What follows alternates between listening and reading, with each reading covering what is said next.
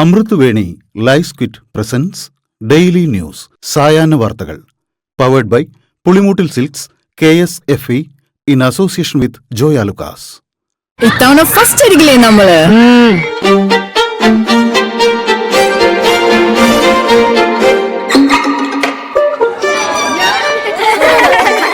കുട്ടികൾക്കൊക്കെ പെയിൻ ശല്യം ഉണ്ടാകും. അതുകൊണ്ട് ലൈസ് കിറ്റ് ഉപയോഗിച്ച് ക്ലാസ്സിൽ വരാൻ പ്രത്യേകം ശ്രദ്ധിക്കണം. ലൈസ് കിറ്റ് ലൈസ് റിമൂവർ പെയിൻ ശല്യത്തിൽ നിന്നും ഉടനടി ആശ്വാസം. നമസ്കാരം, ഞാൻ ഷാജി പത്മനാഭൻ. ഡെയിലി ന്യൂസിന്റെ സായാഹ്ന വാർത്തകളിലേക്ക് സ്വാഗതം. ഇന്ന് ജൂൺ 29 തിങ്കളാഴ്ച. LDF സർക്കാർ നടപ്പാക്കിയ സ്ത്രീ സുരക്ഷാ പദ്ധതി തെരഞ്ഞെടുപ്പിന് ഒരു മാസം മുമ്പ് സ്ത്രീ വോട്ടർമാരെ പറ്റിക്കാൻ തട്ടിക്കൂട്ടിയതാണെന്ന് മുഖ്യമന്ത്രി VD സതീശൻ.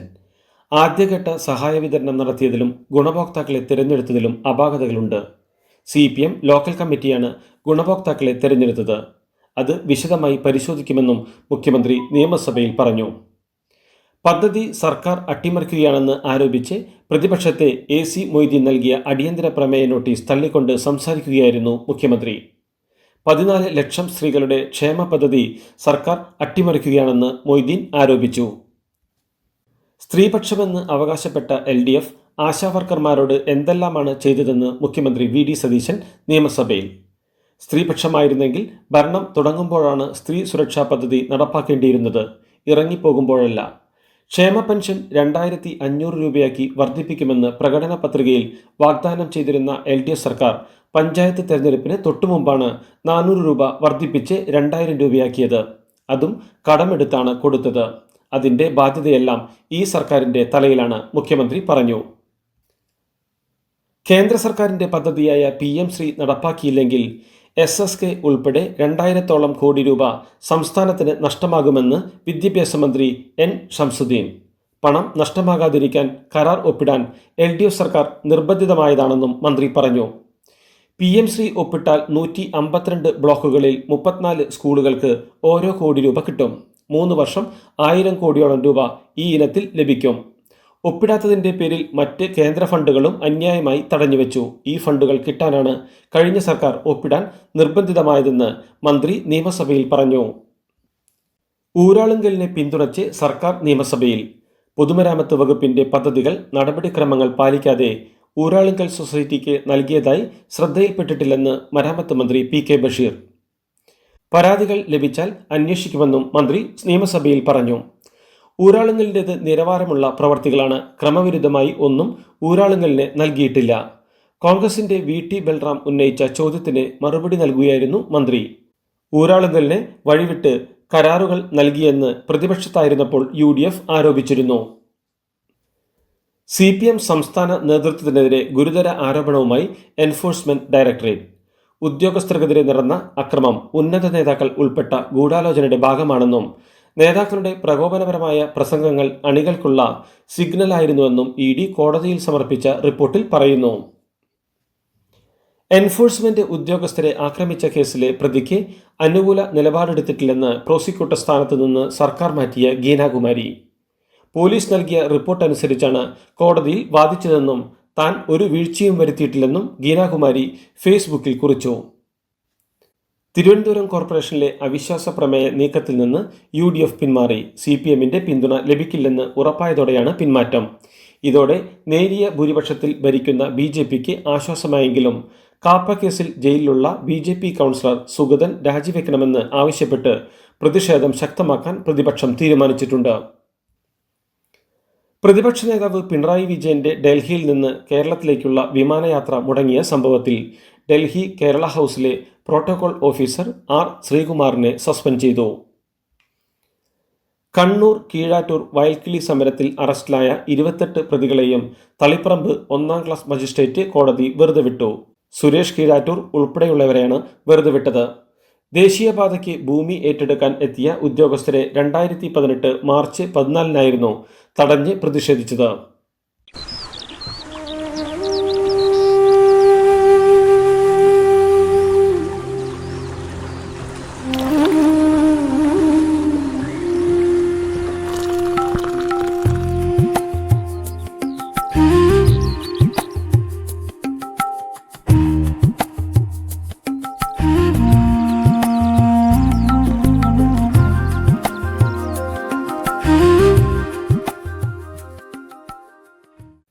വിനോദസഞ്ചാര കേന്ദ്രമായ ഇടുക്കിയിലെ കുളുക്കുമലയിൽ 100 ഏക്കർ ഭൂമി വനം വകുപ്പ് ഏറ്റെടുത്തു. ഹാരിസൺ മലയാളം കമ്പനിയുടെ കൈവശമിരുന്ന സർക്കാർ ഭൂമിയാണ് ഏറ്റെടുത്തത്. മുല്ലപ്പെരിയാറിന് പകരം പുതിയ അണക്കെട്ട് നിർമ്മിക്കണമെന്ന വിഷയത്തിൽ കേന്ദ്ര ജലവിഭവ സ്റ്റാൻഡിംഗ് കമ്മിറ്റിക്ക് മുമ്പിൽ ഇന്ന് കേരളവും തമിഴ്നാടും ചർച്ച നടത്തും. മൂന്നാറിൽ നടക്കുന്ന യോഗത്തിൽ ഇരു സംസ്ഥാനങ്ങളിലെയും വകുപ്പ് സെക്രട്ടറിമാർ പങ്കെടുക്കും. തമിഴ്നാടിന് വെള്ളം, കേരളത്തിന് പുതിയ ഡാം എന്ന നിലപാട് കേരളം അറിയിക്കും. തിരുവനന്തപുരം രാജീവ് ഗാന്ധി ഇൻസ്റ്റിറ്റ്യൂട്ടിൽ BJP പഠന ശിബിരം സംഘടിപ്പിച്ചതിൽ സ്ഥാപനത്തിന്റെ ചുമതലക്കാരുടെ വിശദീകരണം KPCC തേടി. BJP കാട്ടാക്കട മണ്ഡലം കമ്മിറ്റിയുടെ പഠന ശിബിരത്തിനായി ഇൻസ്റ്റിറ്റ്യൂട്ടിലെ ഹാൾ വാടകയ്ക്ക് നൽകിയതാണ് കോൺഗ്രസിൽ വിവാദങ്ങൾക്ക് വഴിവെച്ചത്. കാഫിർ സ്ക്രീൻഷോട്ട് കേസിൽ പോലീസ് റിപ്പോർട്ടിൽ ആശങ്കയെന്ന് പരാതിക്കാരൻ. പ്രതിക്ക് ജാമ്യം കിട്ടാൻ പോലീസ് സഹായിക്കുന്നതായി സംശയമുണ്ടെന്ന് യൂത്ത് ലീഗ് നേതാവ് മുഹമ്മദ് കാസിമിന്റെ അഭിഭാഷകൻ ആരോപിച്ചു. സംസ്ഥാനത്ത് ഇന്ന് അതിശക്തമായ മഴയ്ക്ക് സാധ്യതയെന്ന് കാലാവസ്ഥാ വകുപ്പ്. കണ്ണൂർ, കാസർഗോഡ് ജില്ലകളിൽ ഓറഞ്ച് അലർട്ടും മറ്റ് 12 ജില്ലകളിൽ യെല്ലോ അലർട്ടും പ്രഖ്യാപിച്ചു. വരും ദിവസങ്ങളിൽ മഴ ശക്തമാകുമെന്നും മത്സ്യത്തൊഴിലാളികൾ കടലിൽ പോകരുതെന്നും മുന്നറിയിപ്പ്. വയനാട് ജില്ലയിൽ സ്വകാര്യ ബസ്സുകൾ പണിമുടക്കി. സ്വകാര്യ ബസ്സുകൾ നേരിടുന്ന പ്രതിസന്ധി പരിഹരിക്കാൻ സർക്കാർ ഇടപെടണമെന്ന് ആവശ്യപ്പെട്ടാണ് സൂചനാ പണിമുടക്ക്. Thrissur jubilee mission medical college 1ാം വർഷ MBBS വിദ്യാർത്ഥിനി ഹോസ്റ്റലിന്റെ 4ാം നിലയിൽ നിന്ന് ചാടി ആത്മഹത്യ ചെയ്തു. കോട്ടയം സ്വദേശി സ്നേഹ പൗലോസാണ് മരിച്ചത്. മഹാരാഷ്ട്രയിൽ വിവാഹ ചടങ്ങിൽ പങ്കെടുത്ത് കുടുംബത്തോടൊപ്പം നാട്ടിലേക്ക് മടങ്ങുകയായിരുന്ന മലയാളി സ്വർണ്ണ വ്യാപാരിയെ ആക്രമിച്ച് 20 ലക്ഷം രൂപ വിലമതിക്കുന്ന 180 ഗ്രാം സ്വർണവും മറ്റ് വിലപിടിപ്പുള്ള സാധനങ്ങളും കവർന്നു. പയ്യന്നൂർ സ്വദേശിയായ വികാസും കുടുംബവുമാണ് ആക്രമണത്തിനും കവർച്ചയ്ക്കും ഇരയായത്. മംഗലാപുരത്താണ് സിനിമയെ വെല്ലുന്ന കവർച്ച നടന്നത്. ശമ്പള വർധന ആവശ്യപ്പെട്ട് തൃശൂരിലെ അമല, ജൂബിലി മിഷൻ ആശുപത്രികളിലെ നഴ്സുമാർ യുണൈറ്റഡ് നഴ്സസ് അസോസിയേഷന്റെ നേതൃത്വത്തിൽ തൃശൂർ കളക്ടറേറ്റിലേക്ക് മാർച്ച് നടത്തി.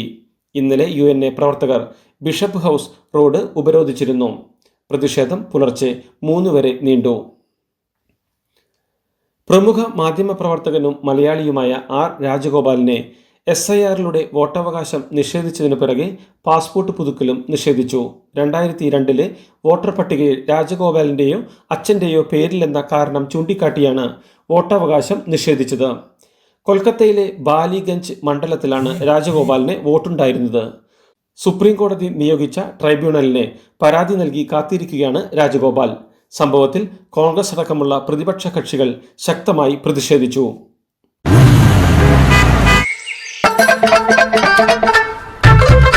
എല്ലാവർക്കും വന്നു ഡാൻഡ്രഫ്, എന്തു ചെയ്യും ചേട്ടാ? പേടിക്കണ്ട, ഇവിടുണ്ടല്ലോ ഡാൻഡ്രോക്കിൻ ഓയിൽ.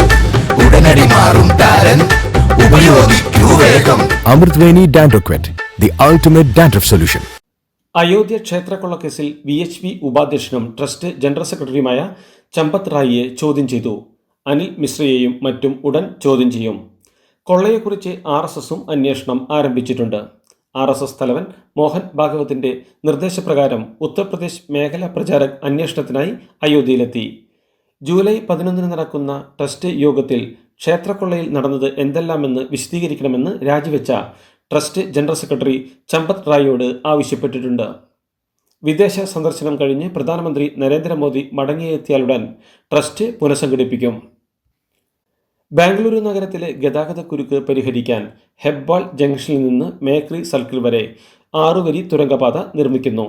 2.2 കിലോമീറ്റർ ദൈർഘ്യമുള്ള തുരങ്കപാതയ്ക്ക് 1139 കോടി രൂപയാണ് നിർമ്മാണ ചെലവ് കണക്കാക്കുന്നത്.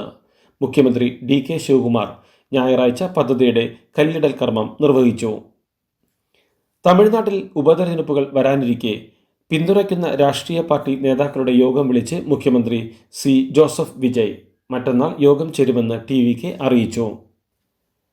അയോധ്യ രാമക്ഷേത്രത്തിലെ സംഭാവനകളിൽ സാമ്പത്തിക ക്രമക്കേടുകൾ നടത്തിയതുമായി ബന്ധപ്പെട്ട ഹർജികളിൽ അടിയന്തരമായി വാദം കേൾക്കാൻ സുപ്രീം കോടതി വിസമ്മതിച്ചു. 3 അഭിഭാഷകരാണ് കോടതിയെ സമീപിച്ചത്.